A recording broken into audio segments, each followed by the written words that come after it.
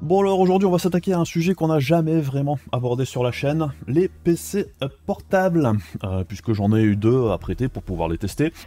Et du coup on va aussi comparer ça à titre d'info à un PC de bureau relativement similaire. Bref, allons voir tout ça juste après la petite sponsor. C'est parti. Vous avez acheté ou monté un nouveau PC, vous avez besoin d'une clé Windows ou de la dernière version d'Office, alors n'hésitez pas à profiter des offres de chez Godil24. Avec par exemple 50% de réduction sur les clés Windows avec le code de la chaîne VCG50. Et si vous cherchez la dernière version d'Office ou un bundle Windows plus Office, vous pouvez avoir 62% de réduction grâce au code VCG62. Et sur le site, vous trouverez en bas de la page de l'offre les instructions pour passer commande avec toutes les étapes et comment utiliser leur moyen de paiement par PayPal. Et une fois le paiement validé, en quelques minutes, vous recevrez là où les clés que vous avez commandées par email, ainsi que les instructions pour les utiliser, donc pensez bien à vérifier dans votre répertoire spam, au cas où le mail s'y trouverait. Et si vous rencontrez un problème quelconque, n'hésitez pas à contacter l'assistance 24h sur 24, 7 jours sur 7, qui vous accompagnera en cas de problème. Tous les liens seront dans la description de la vidéo et comme d'habitude, merci à vous si vous achetez une clé car ça permet d'aider la chaîne tout en ayant pour vous quelque chose en retour.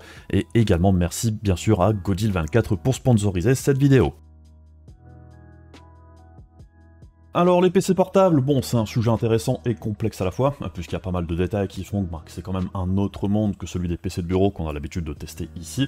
Et personnellement, mon dernier PC portable, c'était un gros machin comme ça, de chez MSI qui doit avoir au moins 10 ans. Et déjà rien qu'au niveau des châssis et tout ça, ça a quand même pas mal changé. Du coup, on va donc voir quels sont les avantages et inconvénients des PC portables vis-à-vis d'un bon gros PC de bureau des familles. Et pour faire ça, j'ai deux PC portables assez similaires au niveau des specs, mais avec des châssis et des écrans différents, ce qui a une énorme importance, mais on y reviendra après. Tout comme au niveau des specs, c'est important de garder à l'esprit que les noms et gammes de produits ne sont pas non plus identiques aux gammes de PC de bureau, on y reviendra plus tard également. Et on va d'abord regarder vite fait la fiche technique de chaque laptop, et on rentrera plus dans les détails un petit peu après. Donc, on a un portable Gigabyte Aorus X16 de 2024, qui est plutôt orienté gamer. Au niveau des specs, on retrouve un Core i7 14650HX, avec 8 gros corps, 8 petits corps, architecture Raptor Lake mobile, 16 Go de DDR5 à 5600 MB transfert. Et côté carte graphique, on retrouve une RTX 4070 avec 8 Go de VRAM. Pour l'écran, on a une dalle IPS revêtement mat, 16 pouces, en 2560 par 1600, donc c'est un format 16 dixième, avec un taux de rafraîchissement de 165 Hz. En stockage, on retrouve un SSD d'1 Tera en PC Express Gen 4, et pour la connectique, sur la gauche, on a un port Ethernet 1 Gb/s, un HDMI 2.1, un USB 3.2 Gen 2 et un USB Type C Thunderbolt 4 qui supporte l'USB 4 et le DisplayPort 1.4 et Power Delivery 3.0. Et sur la droite, on a un autre port USB 3.2 Gen 2, un USB-C 3.2 Gen 2 aussi, et un slot micro SD, ainsi qu'un jack audio. Donc, point de vue connectique, le X16 est quand même relativement correctement fourni. Pour le clavier, c'est du type chiclette avec du backlight RGB 3 zones, avec une partie des touches gamers transparentes. On peut donc évidemment désactiver le RGB si ça vous plaît pas. Les haut-parleurs ont un rendu plutôt sympatoche, une webcam en 1080p correcte sans être incroyable, l'image est quand même un petit peu graineuse, et en plein écran c'est un petit peu cracra, mais bon, pour des calls zoom ou des apéros à distance, ça fera le taf. Et pour le wireless, on a du Wi-Fi 7 et du Bluetooth 5.4. Au niveau taille, c'est du 35.6 cm en largeur, 24,4 en longueur et 2.7 en hauteur, en épaisseur on va dire. Capot fermé, le laptop pèse 2,3 kg, et si on rajoute le chargeur avec les câbles, on arrive à 3 kg. Donc bon, c'est pas le laptop le plus petit ou léger, mais c'est normal, avec un châssis du genre. Dans l'ensemble, c'est plutôt bien construit et fini, la charnière de l'écran paraît quand même relativement robuste, même si au niveau du capot, il est un petit peu moins rigide que celui du ZenBook, qu'on verra après, mais rien de préoccupant non plus. Le seul point faible côté finition, c'est par exemple le câble d'alimentation qui s'en fiche pas à fond dans le PC. Donc il y a toujours une partie du connecteur apparent, même quand on l'enfonce au maximum. Et c'est un petit peu dommage, puisqu'en dehors de ça, il n'y a pas grand chose à reprocher point de vue finition.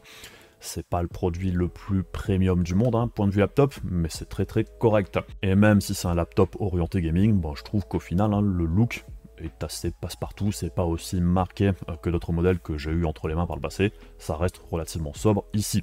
Et au niveau du tarif, je l'ai trouvé au moins cher à 1500 € dans les boutiques du groupe LDLC.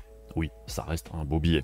Pour le portable d'Asus, alors on est sur un ZenBook Pro de 14 pouces, plus orienté créateur que gamer, et on a donc un châssis beaucoup plus petit et beaucoup plus fin. Et au niveau des specs, pour le processeur, c'est un i9 13900H avec 6 gros corps, 8 petits corps, architecture Raptor Lake, 16 Go DDR5, 4800 Mega transfert, et pour la carte graphique, c'est ici aussi une 4070, 8 Go.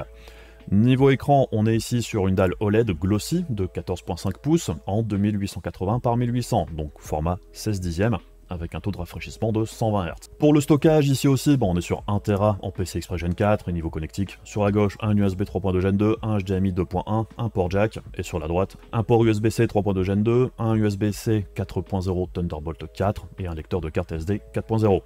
Personnellement, je trouve que ça manque quand même un poil de connectique, j'aurais aimé au moins un port USB-A en plus, et le fait qu'il n'y ait pas de port Ethernet, je trouve ça aussi un petit peu gênant. Et je pense qu'il y avait moyen d'en mettre un quelque part. Du coup, pour mes tests, j'ai utilisé par exemple un hub USB pour brancher d'autres périphériques et un connecteur Ethernet USB. Vu que par exemple chez moi, le Wi-Fi passe pas très bien dans le bureau, c'était la façon la plus simple d'avoir des performances au niveau du réseau correct. Et au niveau du clavier, c'est du type chiclette, assez classique pour du portable, rétro-éclairé en blanc ici, pas de RGB, on est chez les gens sérieux.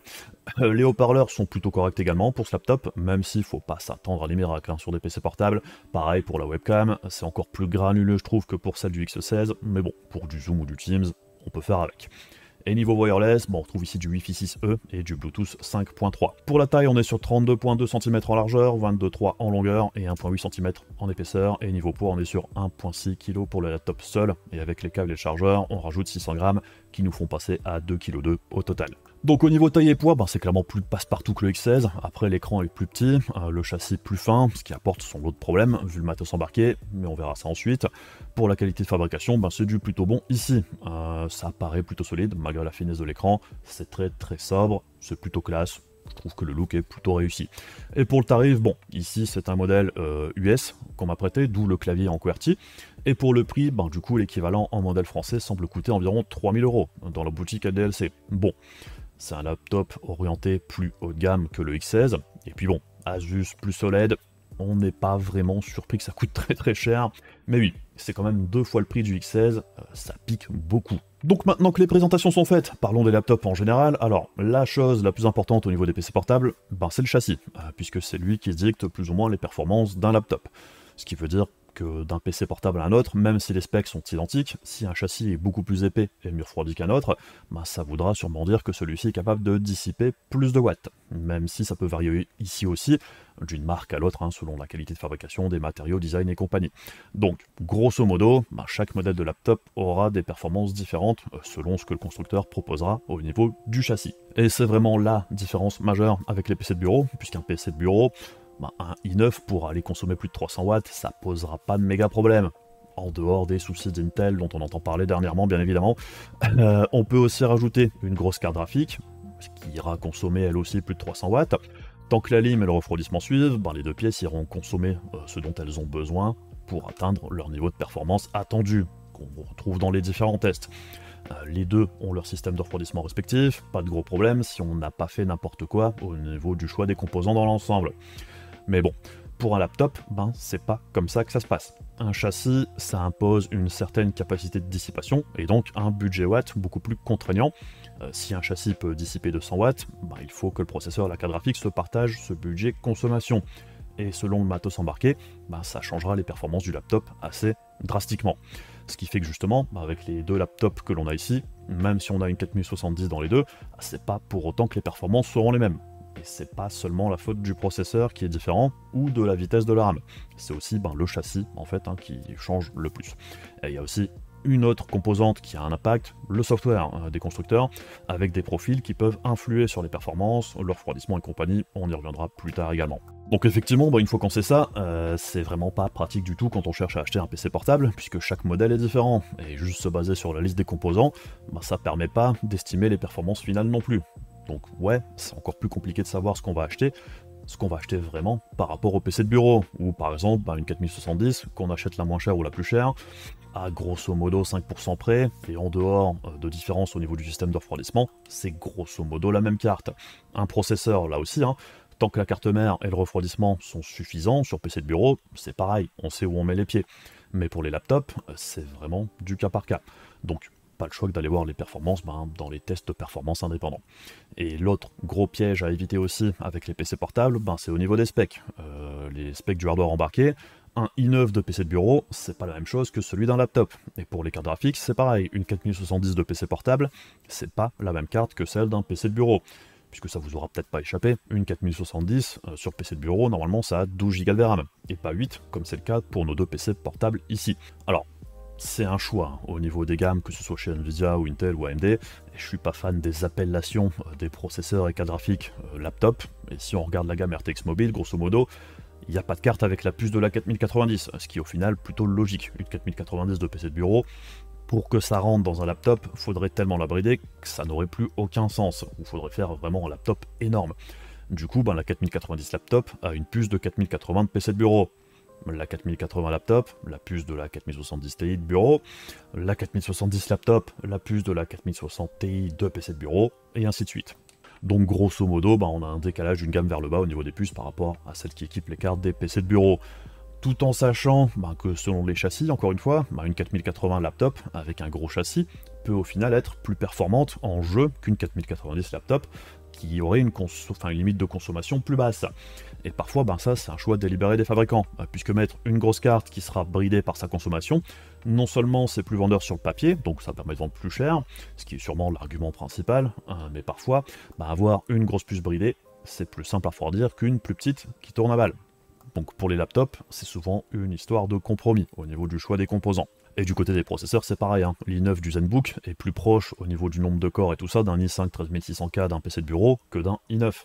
Et même entre les deux laptops du jour, le X16 avec un i7 14650HX, il a plus de P-core que le i9 13900H. Donc ouais, c'est le gros bordel. Et il vaut mieux juste regarder les tests que les specs. Et en parlant de tests, on passe du coup sur les tests de consommation et refroidissement, et on commence côté consommation. Alors, pour la conso, à la prise, on a des chiffres en gaming et sur Cinebench. Et là, sans surprise, le PC de bureau est largement au-dessus des autres, puisqu'en gaming, on est sur 260 watts de conso, là où le laptop X16 va aller chercher maximum 215 watts, ce qui est déjà beaucoup pour un laptop. Le ZenBook, lui, arrive environ à 140 watts au maximum. Pour Cinebench, alors c'est quasiment uniquement le processeur qui importe, là où en jeu c'était plus le combo processeur-carte graphique, et on voit que ça change la donne pour le PC de bureau, puisque le processeur peut consommer autant que nécessaire, là où en jeu il consomme beaucoup moins. Et pour les laptops, on voit que le processeur tout seul peut manger une bonne partie de l'enveloppe de consommation max, mais pas toute l'enveloppe non plus. Mais bon, rien qu'avec ces deux éléments, on voit qu'il y a déjà une grosse différence de consommation possible entre les deux laptops. Pour les températures en gaming, alors ce sont les températures moyennes pour les GPU, et donc clairement c'est la carte de PC de bureau qui est la plus fraîche, pas de surprise ici. Par contre, les deux laptops sont assez proches en jeu, ça tourne aux alentours des 75 degrés. Les deux sont donc plutôt bien refroidis. Et autre bonne nouvelle pour les deux laptops, en charge ça reste plutôt frais au niveau des touches, du clavier, du repose-main, du trackpad et tout ça. Donc c'est pas comme certains laptops un petit peu plus anciens où ça créait des zones très chaudes qui n'étaient pas très agréables à l'utilisation. Pour les processeurs maintenant, alors les deux laptops sont assez proches en moyenne, par contre il y a une différence notable, c'est que le ZenBook en pointe va parfois aller taper les 100 degrés avant de redescendre, donc ça throttle, sans grande surprise, vu la taille du châssis, là où pour le Gigabyte, lui il va tout faire pour pas dépasser les 90 degrés. Et il y arrive, mais au prix d'une augmentation des nuisances sonores vraiment très importante. Puisque justement, venons-y, ce qui m'a le plus surpris et choqué, je dirais, avec les laptops, c'est le bruit. Clairement, même comparé à des cartes graphiques que je qualifierais de bruyantes sur PC de bureau, les laptops, c'est un autre monde, et ça fait quand même relativiser, puisque oui, ça souffle, ça fait du bruit, mais c'est en plus un type de bruit assez aigu, donc assez désagréable comparé à ce qu'on a l'habitude d'entendre sur le matos de PC de bureau. Je rappelle aussi que les mesures sont exprimées en dBA, c'est une échelle logarithmique, et c'est donc pas une échelle linéaire, donc 9 dBA de plus pour le ZenBook et 11 pour le X16 par rapport au PC de bureau, c'est vraiment une énorme différence. Et particulièrement pour le X16, c'est vraiment très bruyant, clairement trop bruyant. 54 dBA, c'est beaucoup, et honnêtement pour moi ça serait insupportable sans pouvoir jouer au casque. Et le problème en fait, c'est qu'au niveau des profils de ventilation du X16, pour en tirer les meilleures performances en jeu, on est obligé d'être hyper bruyant, puisque même si on peut faire des courbes custom au niveau de la ventilation et tout ça, le laptop se bridera. Donc bon, c'est clairement le gros point faible du X16 pour moi, et même si le ZenBook est quand même moins gênant au niveau du bruit, 4 dBA de différence c'est quand même beaucoup, ça reste quand même très loin d'être silencieux, mais c'est un petit peu plus acceptable on va dire. Alors, on peut mitiger légèrement le bruit des laptops en utilisant des caps de FPS en jeu, on peut modifier les réglages ou utiliser des technos comme le Whisper Mode de GeForce qui justement va utiliser des profils et caper les FPS à un certain niveau pour essayer justement que le laptop soit un petit peu moins bruyant. On peut également utiliser le FrameGen, ce qui permet aussi d'économiser sur la consommation et donc la chauffe et le bruit selon les jeux. Quelques petits tests au niveau des batteries maintenant. Alors, un test en lecture vidéo, le ZenBook a tenu quasiment 5h30 en lecture continue sur YouTube, sur une vidéo en 1080p, et le X16, lui, a tenu quasiment 1 heure de plus, donc c'est assez correct à ce niveau-là pour des laptops x86, tout en sachant que les écrans étaient réglés à 50% de luminosité. Et pour la durée d'utilisation en jeu sur batterie, alors c'est plus compliqué puisque le X16 tombe à 1h40 et le ZenBook à 1h20, tout en sachant que l'impact sur les performances en jeu, comme vous pouvez le voir ici, elle est vraiment très sévère, puisque comme vous pouvez le voir, ça rend les jeux 3D injouables sur le X16, car le profil sur batterie du X16 par défaut est vraiment très limitant. Alors le ZenBook s'en sort mieux, il pourra sûrement encaisser un jeu plus léger qu'à la Link 2, mais pas très longtemps. Mais toujours plus longtemps que le PC de bureau, puisque comme vous le voyez, quand on le débranche, c'est 0 minutes d'autonomie, c'est juste honteux. Au niveau des SSD, alors c'est assez potable dans l'ensemble pour les deux laptops, même si celui du ZenBook semble un poil meilleur, mais bon, on va dire que les deux feront le taf pour le système et du gaming, en dehors de gros transferts de fichiers, ça changera pas grand chose entre les deux, et les performances sont très correctes dans l'ensemble. Et au niveau des écrans, alors pour le coup, les deux sont vraiment très différents, puisqu'on a une dalle IPS 165 Hz pour le X16 et une dalle OLED 120 Hz pour le ZenBook. Alors, pour le respect des couleurs, sans aucun ajustement pour le X16, on est sur 98% du sRGB et 75% pour le Adobe RGB et le P3. Dans les grandes lignes, pour du gaming, c'est pas trop grave, mais pour bosser, le respect des couleurs est pas au top. Mais il vaudra mieux faire un calibrage de l'écran à ce niveau-là. Pour le ZenBook, par contre, c'est beaucoup mieux. On est sur 100% du sRGB, 97% pour le Adobe RGB et 99% pour le P3, donc très bonne restitution des couleurs en sortie de boîte. Pour la luminosité et les contrastes, alors pour le X16 on arrive à un taux de 1160 pour 1 à 100%, ce qui est plutôt bon, et on a un pic de luminosité à 562.7, donc oui à 100% ça envoie pas mal, voire même un petit peu trop. Et pour le ZenBook, alors OLED oblige, au niveau des contrastes à 100%, on est à du 12530 pour 1, donc bon, c'est les contrastes infinis de l'OLED bien évidemment. Par contre, au niveau de la luminosité maximum, on est sans surprise en dessous de la dalle IPS, avec un niveau de 359.7 ici. Et gros avantage du ZenBook, c'est donc le support d'un vrai HDR, ce qui est clairement un plus au niveau des jeux, surtout en couplant avec le RTX HDR quand les jeux n'ont pas un support natif de celui-ci. Même si, bon, activer le HDR, ça a aussi un coût au niveau consommation d'écran, ce qui aura un impact sur l'autonomie en mode batterie. Et au niveau du ghosting, alors c'est nouveau pour moi au niveau des tests d'écran, que ce soit la sonde qui a permis de donner les chiffres juste avant, ou ici pour les tests de blur on va dire, donc c'est encore je dirais en phase d'amélioration, et j'ai acheté du matos pour faire une Pursuit caméra qui permet d'observer le ghosting, et grosso modo on fait suivre le mouvement du test UFO avec une caméra sur des rails pour tenter d'observer le ghosting en mouvement, puisque juste filmer le test UFO sans bouger, c'est pas vraiment représentatif de ce qu'on pourrait observer sur les images en mouvement. Donc, dans l'ensemble, pour les deux écrans, pas grand chose à redire pour le X16, on peut noter une très légère traînée, mais c'est vraiment hyper léger, comparé à d'autres écrans. Et pour le ZenBook, là aussi, le Motion Clarity est vraiment hyper propre, c'est de dalles de bonne qualité pour le gaming. Et quelque part, heureusement, un laptop, c'est un tout, et c'est plaisant d'avoir un bon écran aussi. Alors après, je sais qu'ici, pour le test, on est tenté de se dire qu'on voit rien de spécial, mais je vous montre maintenant ce que ça donne avec un écran en dalle VA beaucoup moins rapide et beaucoup plus vieux, et moins qualitatif, et on voit tout de suite que c'est pas la même histoire. Donc ça permet de relativiser aussi avec les deux tests que j'ai montrés juste avant. Alors on garde aussi à l'esprit que l'OLED, même si c'est très plaisant point de vue contraste, motion clarity, au niveau de la restitution des couleurs et tout ça, faut tout de même faire un poil attention au niveau de son utilisation pour le burn-in. Et par certains côtés, c'est vrai qu'orienter un laptop pour la création, donc des logiciels avec des éléments statiques pendant de nombreuses heures, sur un écran OLED, c'est vrai que ça paraît un petit peu paradoxal pour sa durée de vie. L'OLED, c'est plus cohérent, je dirais, sur une machine média ou gaming qu'une workstation. Alors une fois qu'on a vu tout ça, on va passer au test de performance, et on va évidemment comparer les deux laptops entre eux, pour voir justement comment ça se passe, avec quelques applications et surtout en jeu, et on va aussi comparer les deux laptops avec une config et du matos similaire, mais en PC de bureau. Pour la config PC de bureau, on retrouve donc un i5 13600K, une RTX 4060 Ti 8 Go et 32 Go de RAM à 5600 MB transfert. J'ai pas de kit de 16 Go DDR5, mais bon, c'est pas ça qui changera grand chose au niveau des performances. Et du coup, comme les deux laptops ont des résolutions d'affichage différentes, ben j'ai choisi de normaliser ça avec des tests de performance en 1080p et 1440p pour tous les tests. J'ai testé 16 jeux et j'ai aussi enregistré quelques clips de gameplay et on va commencer avec eux et on aura ensuite les slides avec les performances, les moyennes et compagnie. Alors pour les séquences de gameplay, on va faire ça principalement sur le X16. Alors je sais pas si on entendra le bruit des ventilos. Là j'ai mis le RTX Voice pour couper justement les sons désagréables. Mais si je le désactive, alors attendez, hop, voilà, là je vais l'enlever.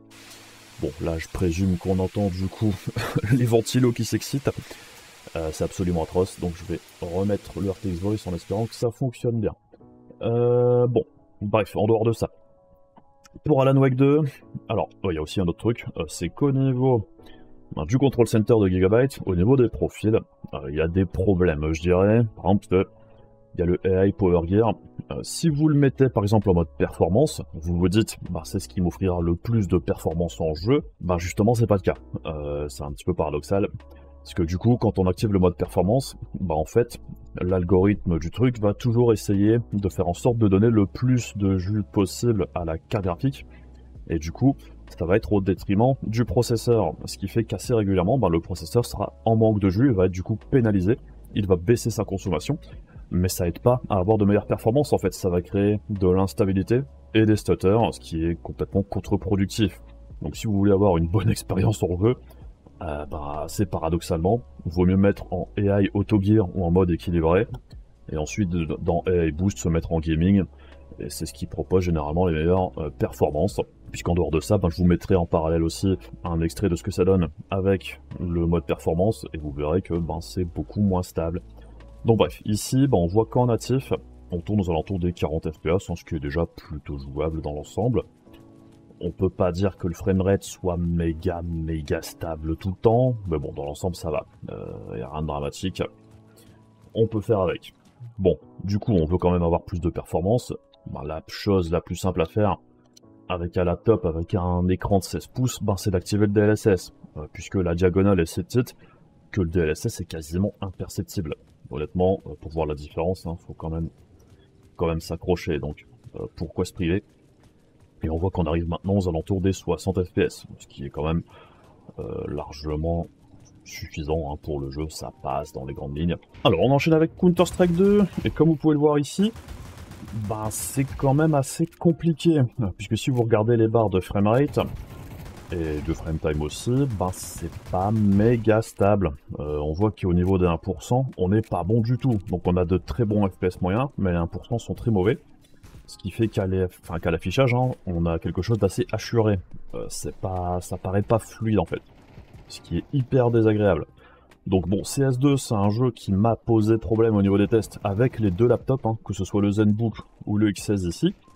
Alors, sur le ZenBook, de base, en DirectX 11, c'était totalement injouable. C'était bien pire que ce qu'on voit ici. Là, on est en DX 11. Bon, c'est pas terrible, Je veux dire, si on est vraiment motivé, on peut jouer comme ça. Mais sur le X11, c'était Stutterland, c'était vraiment horrible. Par contre, sur le ZenBook, en passant en Vulkan, ça fonctionnait. C'était beaucoup plus stable, les performances n'étaient pas incroyables, mais c'était jouable on va dire, enfin c'était mieux, sans être incroyable. Mais le mode Vulkan sur le X16 ici, ça fonctionne pas, je gagne rien. Donc bon, du coup je l'ai laissé en DirectX 11. Je pense qu'il doit y avoir moyen de faire fonctionner le titre de manière un petit peu plus fluide dans l'ensemble, mais je dirais qu'en sortie de boîte, ça marche pas très bien. Je sais pas ce qui coince avec CS2 et les laptops ici, mais pour les deux c'était pas ouf. Alors pour Ghost of Tsushima, bon je vais vous montrer un truc, encore une fois un petit peu bizarre. Là c'est au niveau du profil, c'est le mode gaming avec le mode équilibré, qui dans la plupart des jeux fonctionne plutôt bien.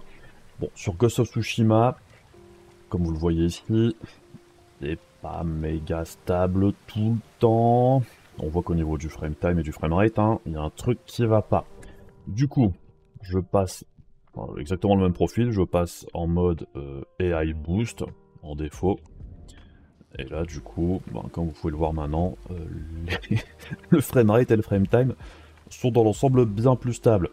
Alors, ça a l'air d'avoir descendu les fréquences du processeur, principalement. Et on voit que du coup, c'est pas très gênant sur ce jeu-là, puisque le processeur est pas spécialement hyper sollicité. Mais ça permet à la carte graphique d'avoir plus de jus et d'être plus stable. Bon, du coup, vaut mieux jouer comme ça. Donc ce qu'on peut noter, c'est qu'au niveau des performances, c'est plutôt correct, c'est 45 FPS, on est en natif. Il y a moyen, comme d'habitude, de faire mieux, en allant chercher, bien évidemment, le DLSS en mode quality. Si je l'active, c'est encore mieux. Hop. Et déjà là, on arrive maintenant dans les 60-70, ce qui est largement jouable ici encore. On voit que le framerate est relativement stable. Dans les grandes lignes, c'est déjà pas mal. Par contre, on a encore, je dirais, l'option d'activer le FrameGen ou de descendre encore la qualité du DLSS. C'est vrai qu'en mode équilibré sur le laptop, bon là l'image est un petit peu plus soft, mais ça reste encore correct. Bon là on atteint les 80 FPS, c'est largement jouable. On peut aussi essayer le combo DLSS qualité et FrameGen. On va essayer le FrameGen d'AMD parce qu'il est moins dépendant de tout ce qui est carte de capture et tout ça. Et là, eh bien on voit qu'on monte à 100 FPS environ. C'est très jouable. Dans ces conditions-là, le FrameGen, je dirais pourquoi pas. On pourrait même mettre un cap de FPS à genre 90. Et ce serait tout à fait utilisable. Et ça ferait peut-être même baisser un petit peu la conso. Donc pas grand chose à dire, ici Ghost of Tsushima ça marche pas mal du tout. C'est un de ces jeux où ça passe bien, mais encore une fois, sur le portable, sur le XS de Gigabyte, faut bricoler un petit peu au niveau des profils. Alors on est maintenant sur Ratchet & Clank Rift Apart. On voit qu'ici on tourne aux alentours des 50 FPS en natif, donc c'est pas trop mal, c'est déjà plutôt jouable. Le framerate est plutôt stable, après c'est un jeu où les GeForce c'était pas toujours méga stable de base, donc c'est pas surprenant si c'est pas toujours parfait ici non plus. Bon, évidemment, on veut avoir plus de performance que ça, donc comme d'habitude, on va aller chercher le DLSS en mode quality, ce qui devrait déjà permettre, ouais, là on passe un petit peu plus franchement au-dessus des 60. Mais bon, si on veut aller chercher encore un petit peu plus, je pense qu'on peut aussi passer par la case FrameGen. Ici aussi, bon, j'utilise plus le FSR3 FrameGen quand il est dispo, dans les jeux avec le FrameGen 3.1, tout simplement parce que le Nvidia FrameGen avec mon setup ne marche pas toujours très bien quand je fais les captures. Donc ici... on voit que maintenant on s'approche un petit peu plus des 100 FPS. Bon, ça ressemble quand même pas mal à ce que Ghost of Tsushima proposait. Et je pense qu'ici encore, c'est un petit peu le meilleur combo. Au niveau qualité d'image, fluidité, c'est pas trop mal du tout. Bon, on voit que de temps en temps, il y a des petits spikes au niveau du framerate et du frame time. Mais bon, dans l'ensemble, je pense qu'avec un cap à 90, ça doit être plutôt stable. Ça doit plutôt le faire. Donc bon, c'est jouable, ça passe plutôt bien. Alors, autre jeu compétitif où ça se passe mieux que sur Counter-Strike 2, bon là sur Fortnite en mode rendu compétitif. Bon, c'est du DirectX 11, donc c'est pas forcément la faute de l'API quand ça marche pas bien. Ce qu'on peut noter ici, c'est qu'on tourne aux alentours des 300 FPS, ce qui est très bien. Et on voit qu'au niveau du frame time, c'est pas trop mal, au niveau des 1%, qui sont souvent un petit peu à la traîne au niveau du refresh quand on est en train de jouer. Ce qui est important de noter quand même, c'est que je pense qu'il vaut mieux quand même mettre un cap de FPS au taux de rafraîchissement de l'écran, donc ici c'est 165 Hz, et ça tournera bien. Alors on passe ensuite rapidement sur les différences là dans 1080p et 1440p, et on commence avec Alan Wake 2. Pas de grande surprise ici, on voit que le PC de bureau mène la danse, et que le X16 arrive au-dessus des 60 FPS de moyenne, ce qui n'est pas le cas du ZenBook, même si il est très proche d'y arriver. Et en 1440p, toutes les configs sont sous les 60 FPS de moyenne. Bon, c'est Alan Wake 2, faudra faire appel à l'upscaling ici. Pour Baldur's Gate 3, grosse claque pour les laptops vis-à-vis de la config PC de bureau. Alors après, Baldur's Gate 3, c'est un jeu qui tire énormément sur le processeur. principalement dans l'acte 3 où j'effectue mes tests. Et ici, je pense que clairement, on y gagnerait à pouvoir ajuster le ratio consommation processeur, carte graphique, pour pouvoir tirer plus de puissance du processeur, puisque clairement c'est lui qui coince plus que la carte graphique ici. En 1440p, on reste sur des écarts assez similaires, et la config de PC de bureau mène toujours de très très loin, et on voit d'ailleurs qu'il n'y a quasiment aucune différence avec le 1080p pour les laptops, ce qui montre bien que c'est le processeur qui limite les performances. Pour CS2, alors c'est aussi un jeu qui tire beaucoup sur le processeur, et c'est un jeu à problème pour les laptops. Les 1% sont immondes sur le X16, comme on l'a vu en vidéo, et le PC de bureau est vraiment très loin devant, plus de 2 fois plus rapide que le ZenBook, et bien plus stable que les deux laptops ici. Et encore, en DirectX 11, le jeu était vraiment inutilisable sur ZenBook, j'ai dû paramétrer le jeu en mode Vulkan pour avoir les performances que l'on peut voir ici. Pour le X16, malheureusement, pas de différence entre DirectX 11 et le mode Vulkan, donc bon, je pense qu'en bidouillant, il doit y avoir moyen d'avoir des perfs acceptables sur CS2, d'une manière ou d'une autre, pour les laptops, mais en sortie de boîte, avec les presets des constructeurs, c'est pas le cas, et c'est vraiment quand même très gênant. Counter-Strike 2, c'est un jeu très populaire, et les deux laptops sont normalement largement capables de le faire tourner, que ce soit en 1080p ou en 1440p, vu le matos embarqué. Cyberpunk 2077, alors c'est un jeu exigeant, que ce soit pour le processeur ou la carte graphique, et ici aussi, le PC de bureau est quand même loin devant, puisque les 1% sont plus élevés que la moyenne pour les laptops. Pour autant, c'est quand même plutôt jouable pour les deux PC portables, même si les 1% sont assez bas dans l'ensemble. On aimerait aussi pouvoir ajuster le profil de consommation un petit peu plus finement pour trouver le bon équilibre, puisqu'en 1440p, les résultats sont bien plus serrés, puisque maintenant c'est la carte graphique qui limite plus les performances qu'en 1080p. Pour Days Gone, c'est un jeu un petit peu plus vieux, et dans l'ensemble, c'est très jouable, même si le PC de bureau mène toujours largement, et comme on commence un petit peu à en avoir l'habitude maintenant, on voit qu'en 1440p, les écarts sont moins importants vis-à-vis du PC de bureau, vu que le processeur a moins d'importance qu'en 1080p, et que les laptops ont tendance à favoriser, à envoyer la puissance vers la carte graphique en gaming plutôt que le processeur. Bon bref, c'est un schéma qu'on commence à avoir l'habitude de voir. Dragon's Dogma 2 maintenant, c'est un jeu assez particulier niveau demande en matos, mais le processeur a ici aussi quand même une grande importance. Au-delà de la moyenne, c'est surtout au niveau des 1% que le PC de bureau s'en sort largement mieux que les laptops. Et en 1440p, il n'y a pas de gros changements pour les laptops, mais intéressant de voir que le ZenBook arrive ici plus proche du X16 que dans pas mal d'autres jeux. Final Fantasy XIV, MMORPG, alors dans l'ensemble ça passe pour les laptops, même si, oui, ici encore, la config PC de bureau reste bien plus performante et bien plus stable.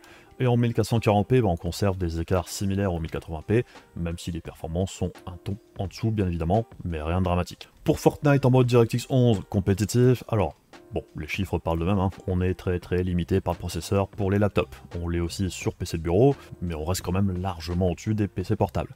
Alors, ça tourne quand même largement assez bien sur les laptops, puisqu'on est au-dessus des 165 et 120 Hz en 1080p, et en 1440p, on voit que les performances changent pas énormément. Puisque Fortnite, dans ce mode de rendu là, est vraiment très léger au niveau de la partie graphique, pas de gros impact au niveau des cartes graphiques des portables. Pour Ghost of Tsushima, alors pas grand chose à dire, c'est jouable pour toutes les configs, et comme c'est un jeu qui tire plus sur la carte graphique que le processeur, les laptops s'en sortent ici plutôt bien. Même si en 1440p ça commence à devenir un petit peu plus difficile, puisqu'on passe sous les 60 fps de moyenne. Pour Hellblade 2 maintenant, alors les laptops s'en sortent surprenamment bien, je dirais, malgré la lourdeur du titre. On avoisine les 60 fps en 1080p, ce qui est tout à fait jouable sur ce jeu-là. Par contre, on note que les 1% pour le ZenBook sont clairement pas à la fête. Et en 1440p, alors évidemment c'est beaucoup plus compliqué, mais toujours largement jouable. Hellblade 2, même à 30 fps, ça passe, vu la lenteur du titre. Le ZenBook a toujours des 1% en dessous du X16, mais parfois, on a vu que c'était l'inverse aussi, donc ça dépend vraiment des jeux.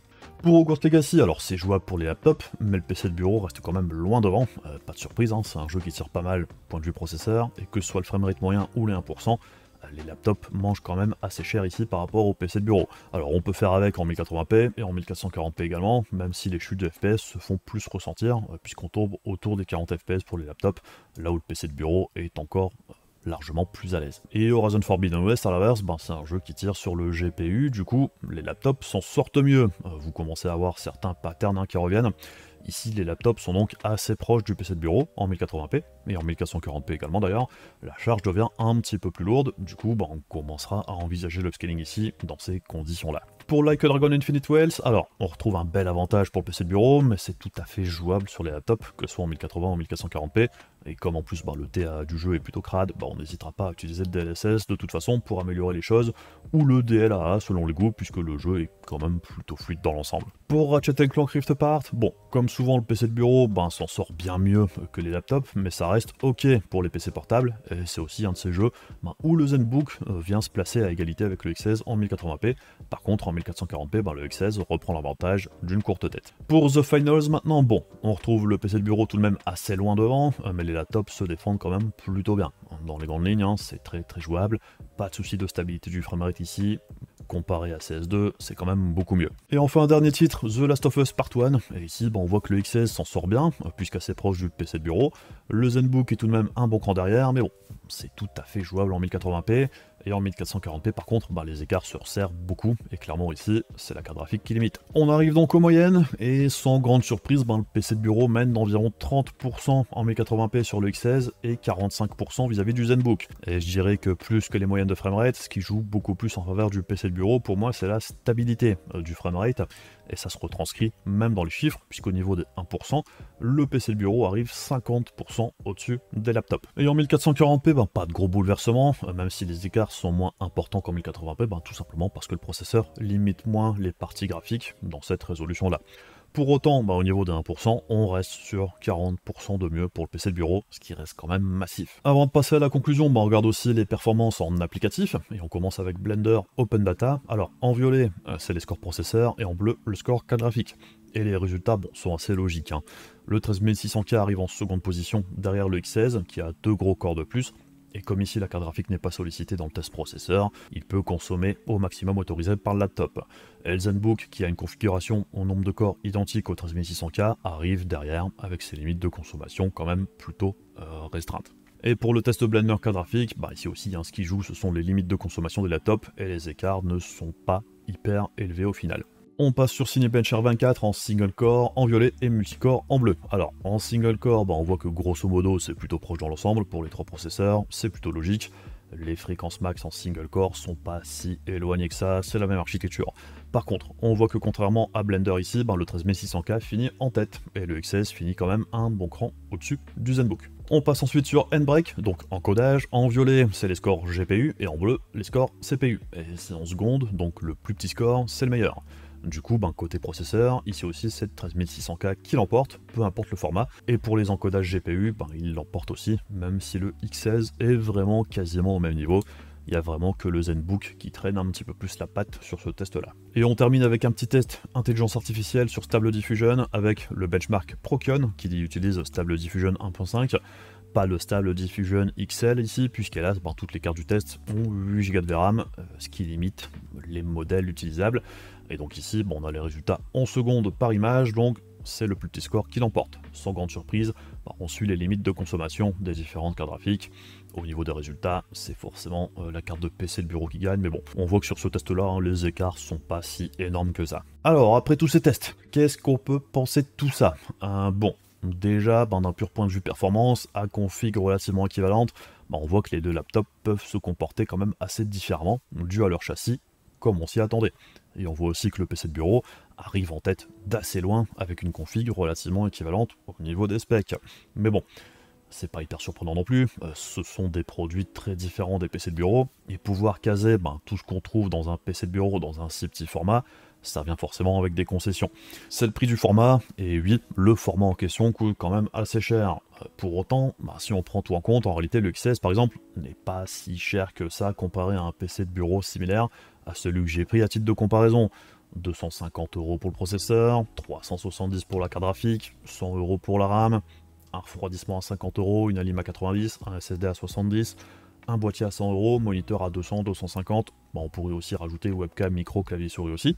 On arrive dans les 1200 € assez rapidement. Ça fait grosso modo 300 € d'écart avec le X16. C'est pas totalement déconnant. C'est le prix du tout en un et de la portabilité ici. Alors après, le tout en un c'est bien, mais ça vient aussi avec son lot de limitations. Si on fait un point fort et point faible des PC portables vis-à-vis d'une config de bureau, en gros point fort, évidemment, c'est le format, c'est pratique, ça se transporte facilement dans un sac, tout est là, ça prend vraiment pas beaucoup de place comparé à un PC de bureau. beaucoup moins de câbles qui se promènent, c'est évidemment beaucoup plus compact, beaucoup plus clean. Et pour ceux qui veulent avoir une machine plutôt performante en déplacement, ou pour un étudiant qui passe sa semaine en cours et qui revient chez lui le week-end, ben oui, c'est plus pratique d'avoir un laptop qu'un PC de bureau.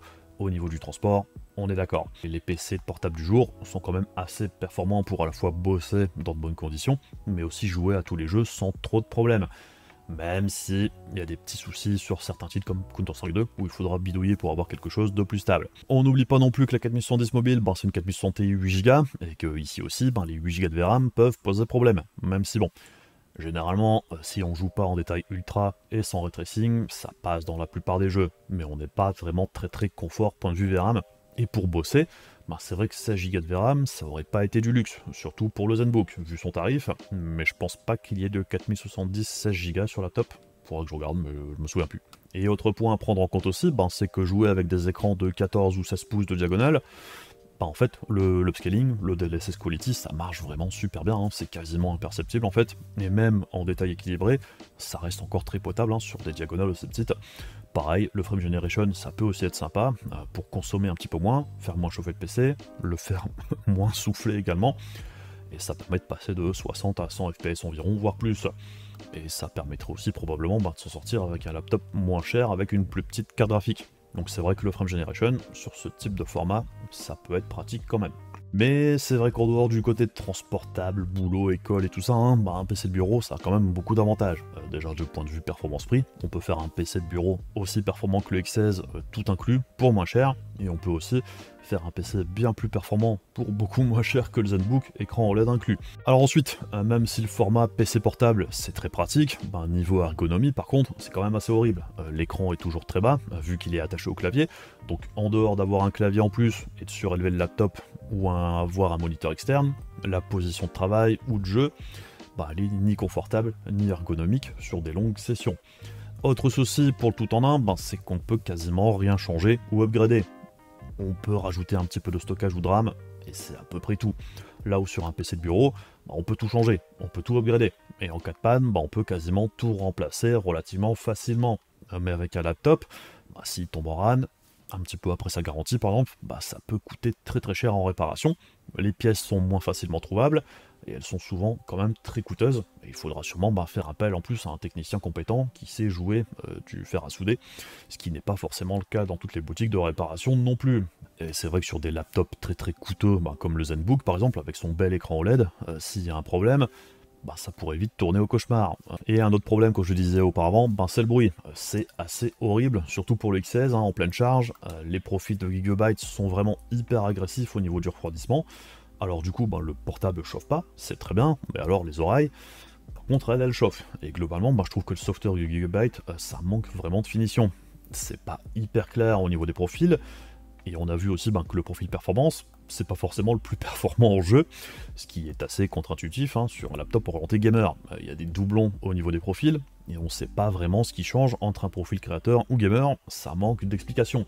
Ça mérite d'être plus clean et épuré, et c'est pas en mettant IA partout dans les menus, alors qu'il n'y a rien du tout d'IA avec des profils différents, c'est pas ça qui résoudra le problème.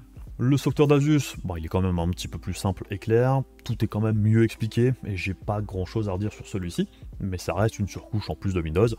Mais bon, pour la gestion de l'écran OLED et compagnie, je comprends qu'il soit là, et il y a quelques options qui peuvent être intéressantes pour le matos embarqué. Le ZenBook fait aussi moins de bruit dans l'ensemble, mais ça reste quand même autrement plus bruyant qu'un PC de bureau, et c'est normal, c'est le format qui veut ça, vu l'épaisseur des PC portables, qui est le facteur limitant pour les systèmes de refroidissement, mais ça reste quand même assez atroce à l'usage. Mais bon, on peut pas tout avoir de ce côté-là, quand on voit l'épaisseur du ZenBook, ça reste assez impressionnant dans un sens, vu le matos qu'il y a dedans. Après, si vous êtes au casque, je dirais que ça passe, mais s'il y a quelqu'un d'autre dans la pièce, je pense qu'ils voudront pas rester longtemps à côté de vous. Alors après, si c'est le but recherché, de faire fuir les autres, ça peut aussi être un avantage. Autre point négatif, les performances en mode batterie. Bon, concrètement, les seuls jeux qui passeront sont des jeux hyper légers, et encore sur le X16, les performances sont tellement bridées quand on débranche la prise, que je pense qu'il n'y aura pas grand chose de vraiment jouable, donc là aussi, j'espère que Gigabyte reverra sa copie et améliorera ses profils. Mais bon, même pour le ZenBook, la batterie prend quand même tarif quand on joue, et on est aussi à sec très rapidement niveau batterie. Et dans l'ensemble, le gros reproche que je ferai en tant que gamer, ben, c'est que pour une config gaming avec de fortes limitations côté consommation, ben, mettre un i7 ou un i9 avec plein de corps qui consomment beaucoup et qui sont rarement utilisés en jeu au final, ben, c'est un petit peu contre-productif, puisque même si les i-core consomment moins que les pi-core, ben, ça consomme malgré tout. Ça consomme plus que s'ils n'étaient pas là. Et j'aimerais aussi avoir un petit peu plus de liberté pour les désactiver simplement, comme je le souhaiterais, que ce soit pour les gros corps ou les petits corps. Alors je sais qu'il y a certains PC portables qui permettent de le faire, désactiver les i-core par exemple, mais bon, sur ceux que j'avais aujourd'hui, je pouvais pas le faire. Et au final, je trouve que pour des configs gamers, pour le XS par exemple, c'est pas vraiment équilibré de la bonne manière, vu les contraintes de consomax. Un 6 corps avec des fréquences plus hautes et stables offrirait plus de performance en jeu que le 8+8 ou 8+6 qui fluctuent beaucoup en charge dans les PC qu'on a vu aujourd'hui. Et c'est un petit peu triste de voir que les jeux compétitifs qui sont normalement les plus légers en source graphique soient ceux qui galèrent le plus vis-à-vis du PC de bureau, car ils sollicitent le processeur et que là il n'a pas assez de jus pour assurer. Ou aussi que les profils tentent de laisser trop de puissance pour la carte graphique alors qu'elle se tourne les pouces. Et ça, c'est un problème qu'on rencontre pas sur un PC de bureau en dehors d'avoir un gros bottleneck. Et là les deux laptops en vrai nous font du bottleneck processeur. Alors c'est pas parce que les processeurs sont pas suffisamment puissants, mais parce qu'ils sont trop à l'étroit avec leurs limites de consommation. Et pour moi, ils sont pas en réalité hyper adaptés pour leur utilisation visée ici. Particulièrement pour le X16, le ZenBook encore, ça peut être un petit peu plus raccord vu qu'il est plus orienté travail que gaming. Mais bon, c'est sûrement plus une histoire de marketing qu'autre chose, pour un PC gamer grand public, je dirais. C'est sûrement plus vendeur pour le client lambda de mettre un i7 ou un i9 sur la fiche technique qu'un i5, qui pourrait au final faire mieux pour moins cher. Sinon, pour pallier en partie au problème, j'aimerais bien voir même juste un slider, par exemple, qui permettrait d'équilibrer l'enveloppe de consommation max entre le processeur et la carte graphique. Ça serait déjà bien pratique. Et ce qui pourrait être bien aussi, ce serait de pouvoir désactiver les corps si on n'en a pas l'utilité, qu'on puisse modifier ça un petit peu à notre sauce, mais laisser un petit peu plus d'ouverture à l'utilisateur final. Puisque bon, c'est pas comme si on essayait de rajouter des corps, on essaye d'en désactiver. Il n'y a rien qui devrait empêcher ça, c'est un petit peu comme l'Undervolt et tout ça, généralement ça fait de mal à personne. Et en dehors de ça, je trouve qu'on a fait un petit peu le tour, alors je sais, il y en avait des choses à dire, mais bon. J'avais jamais vraiment testé de laptop, et là il n'y en avait pas juste un mais deux, mais c'était quand même assez intéressant de voir un petit peu comment ça se passe de ce côté-là, puisque c'est vrai qu'on n'en parle pas si souvent que ça, des laptops gamers je trouve, et même moi de mon côté, le dernier gros laptop que j'avais eu sous la main c'était un MSI avec un gros châssis en 17 pouces et une GTX 1070, alors c'était moins bruyant que les deux laptops que j'ai testés aujourd'hui, mais c'était pas du tout le même format, c'était plus intransportable qu'un PC portable. Là c'est vrai que les deux sont beaucoup plus fins que ce que j'ai eu l'habitude de voir par le passé. En tout cas, j'espère que cette vidéo vous a intéressé, ou vous permettra d'y voir un petit peu plus clair au niveau des laptops gamers, et peut-être que j'aurai l'opportunité de tester d'autres modèles, un de ces quatre, et du coup ça sera forcément un petit peu plus court, puisque je dirais on aura un petit peu déblayé le terrain. Bon bref, si vous voulez soutenir la chaîne, pour que je puisse continuer à vous proposer du contenu, il y a ma chaîne YouTube, c'est débile mais ça aide, donc gros merci à vous, et un gros merci, comme toujours, aux membres de la page Ko-fi, et également aux membres soutien YouTube pour leur contribution. La chaîne survit aussi en grande partie grâce à vous. Et donc on se retrouve comme toujours très bientôt pour d'autres vidéos, je vous fais des bisous, je vous dis à la prochaine, salut!